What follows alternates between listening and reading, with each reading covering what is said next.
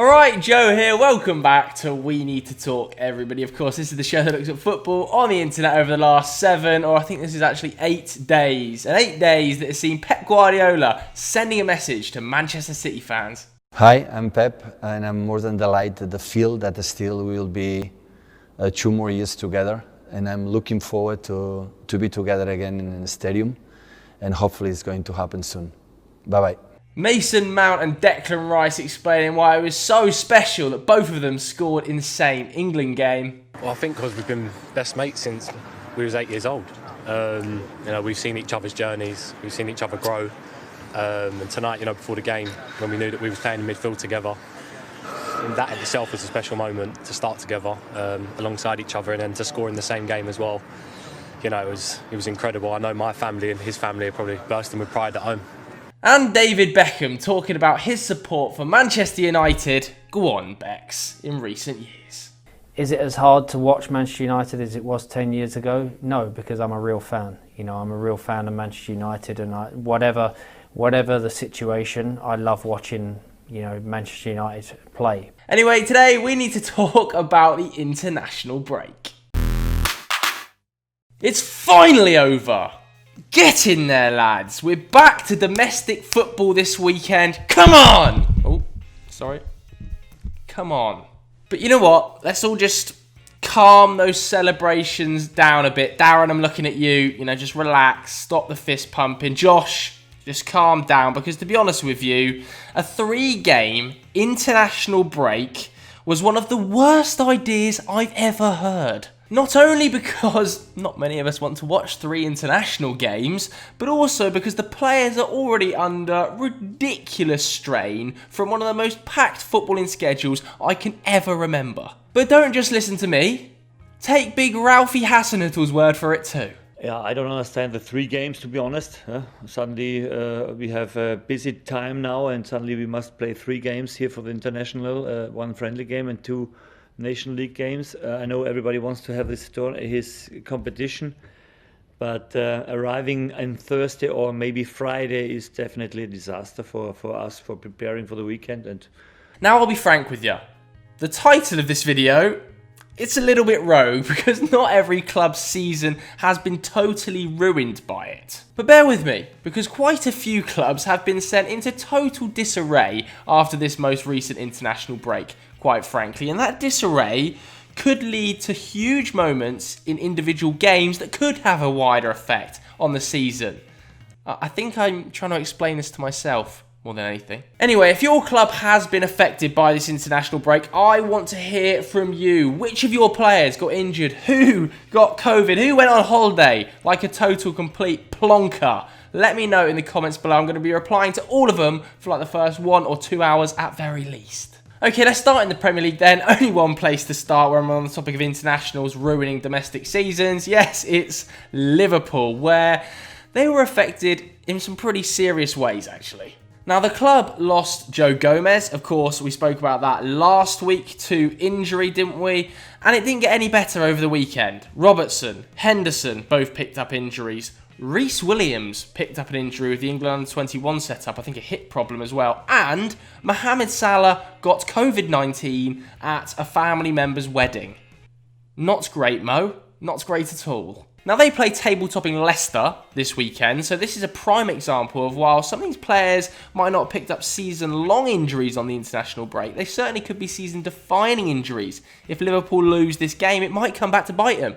We might look back on this in 6 months' time and go, that Leicester game was a big loss. But anyway, I've spoken enough about Liverpool, quite frankly, on the last 2 We Need to Talks. If you want more information about them, go and watch last week's. Because I sat down with James Redmond and we went through all of the injuries individually. Moving on to Manchester City, and whilst they took a few injury blows, they obviously weren't as significant as Liverpool's. We saw Nathan Ake come off for the Netherlands with a hamstring problem. At the time, it looked quite serious. It's since come to light it's not going to be a major problem. However, it does look like he might miss a few weeks with this injury, and you never know, that might come back to bite him. Tottenham were hit pretty badly by COVID-19. Matt Doherty, of course, failed a test whilst on international duty for Ireland, and to make that worse, he was pictured with Gareth Bale in the Ireland-Wales game. I think they shook hands, they played against each other, and didn't test positive until after. So there were fears that Gareth Bale might also have COVID, however he's since tested negative. He wasn't alone though. Of course, Heung-min Son also faced COVID-19 scares after a pretty bad sort of outbreak happened in the South Korean squad, leading him to have to isolate whilst on international break. Now, we're not too sure whether he'll be available or not yet for the weekend's game, but nevertheless, this could be a massive blow if he's not. Moving on to Arsenal now, and they didn't have any injuries, but they also didn't have a fantastic week. Pierre-Emerick Aubameyang forced to sleep on an airport concrete floor for 6 hours whilst his passport was held by Gambian officials. Not ideal preparation, and I don't know whether it will come back to bite them, but as a professional footballer, no wonder he wasn't happy. Meanwhile, Willian had flown to Dubai. He was pictured with Salt Bae at the restaurant, obviously raising COVID-19 concerns, seeing as you're meant to be in a bubble, Willian. You're not meant to be doing this sort of thing.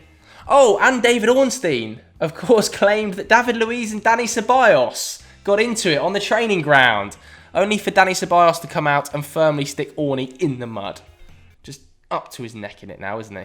As for Chelsea, they had their own issues. Ben Chilwell, of course, limped off for England after a nasty little collision, left him with back spasms, although it seems like he might be fit for the game against Newcastle.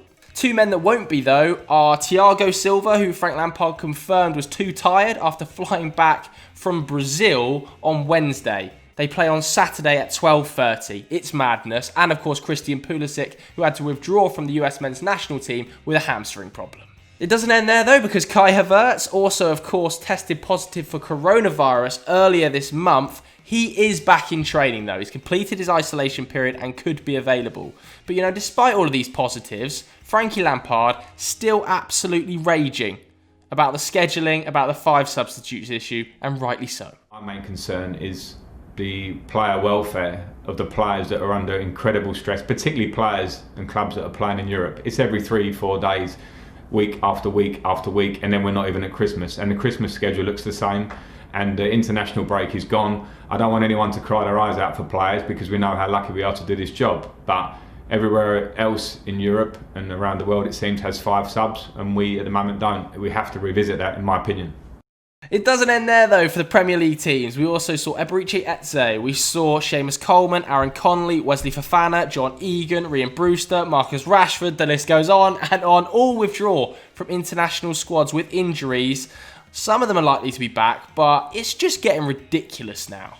Over in Spain as well, Real Madrid lost Sergio Ramos to that injury in the absolute demolition of Germany. What the bloody hell happened there? Atletico Madrid lost Luis Suarez to COVID-19, which is going to affect this season because, of course, that means he misses his side's crunch game against Barcelona that, to be honest with you, could be season-defining. And Hector Herrera misses it as well because he got injured for Mexico. Oh, Jan Oblak also picked up an injury, a shoulder problem for Slovenia. I forgot to mention that one, but he should be okay by the time that game rolls around Saturday, 8 p.m. Fingers crossed. In Germany, not too many injuries. Tolisso did pick up a problem with the France squad, forced to return to Bavaria for treatment.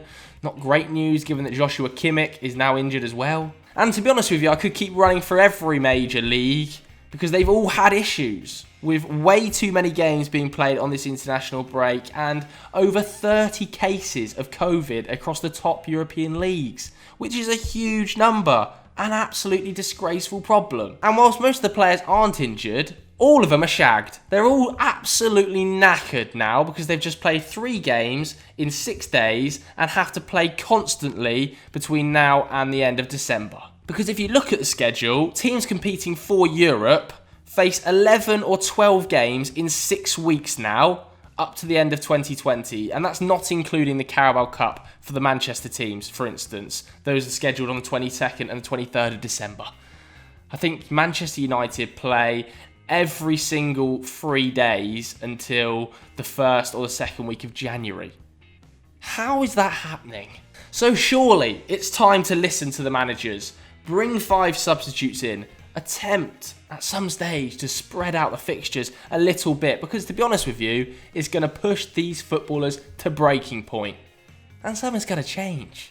So that's it for today's episode of We Need to Talk. As I said at the start, I want to hear your team's injury problems, COVID-19 problems, holiday problems, wedding problems, whatever it might be after this international break in the comments below. I'm going to be in there like swimwear. I think Geordie Shaw came up with that. I'm so tired. Anyway, if you did enjoy this video, head over to Eurofootball Daily. Watch Continental Club with Doogie, Critchley and the boys. I think they're talking about the biggest disappointments in Europe so far this season. Thanks very much for watching. We'll see you later.